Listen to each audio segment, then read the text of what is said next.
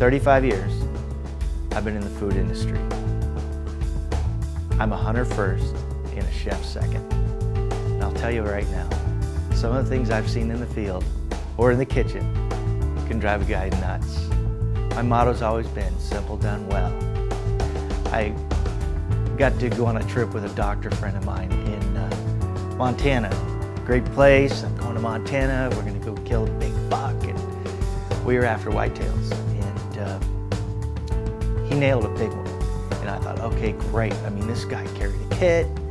I'm gonna get to witness some pretty cool stuff. And as a chef, you get to see some pretty neat stuff, but this is gonna be the capper. I'm gonna get to see the guy do the job.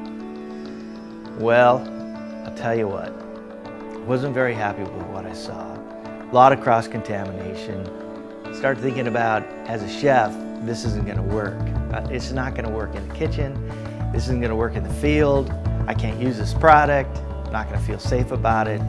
So I laid awake that night and decided I have a tool. I have something that'll work. A sleeve that will ensure the safety of not cross-contaminating the product, and something that you can feel good about, because cross-contamination is a really big problem.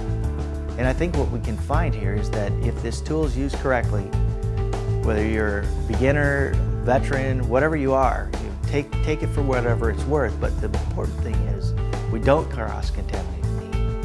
And if you use this tool, it'll help ensure that you don't. I'm from Libby, Montana.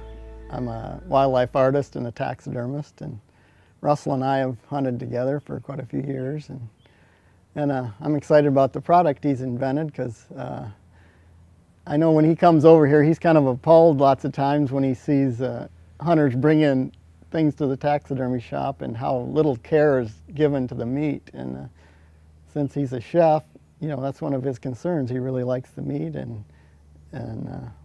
he wants people to take care of it and to be safe.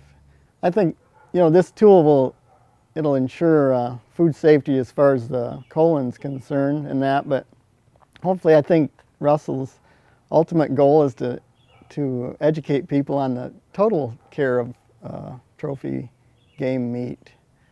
You know, this tool will just make it a lot safer for you and ensure that, you know, what you take home is quality product, safe product.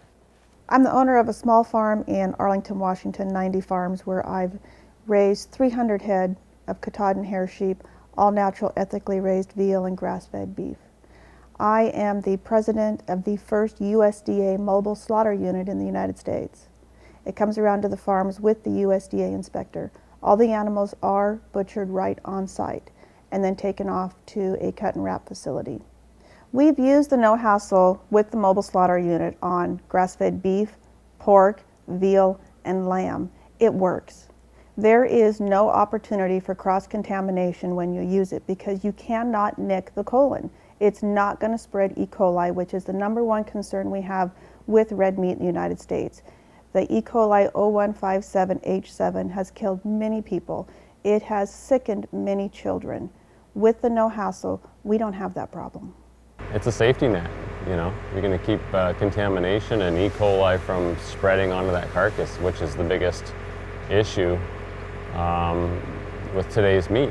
Where that bung is an area where you don't want to contaminate meat. If you place this tool in that area where the H-bone is, and before you cut that H-bone, you have this tool in place, you're going to 100% make sure you're not going to break that bung with the knife or the saw, whatever you're using to cut that H-bone. You're not going to get into that bung, so you're not going to transfer any bacteria onto the carcass, is what the whole deal is. Okay, what excites me about this tool is that after many years in the field, and I gotta tell you, I've happened upon hunters, young hunters in particular, that really didn't understand the process, and you know, chunking to see who gets to do the job with their pal, and I'll come up and volunteer to help out. And what I've found is that these guys just need a little safety tool to ensure that it's done right, because it is a tricky part of the operation, And this will just help a lot of guys get through that tough part and keep the quality and ensure against cross-contamination. So a little mentorship, a little guideline, and this could really spell success. It's an exciting opportunity, and we can keep our food supply safer, whether it's in the slaughterhouse or in the back 40. You can feel good about it, and what you're going to eat is safe. Yeah, it's just a great idea to help that hunter do it right and end up with a good piece of meat on his plate later on. I'm hoping Russ is going to give me a free one just to start out with, so I can try it out and make sure it works all right. I'm looking forward to getting out there.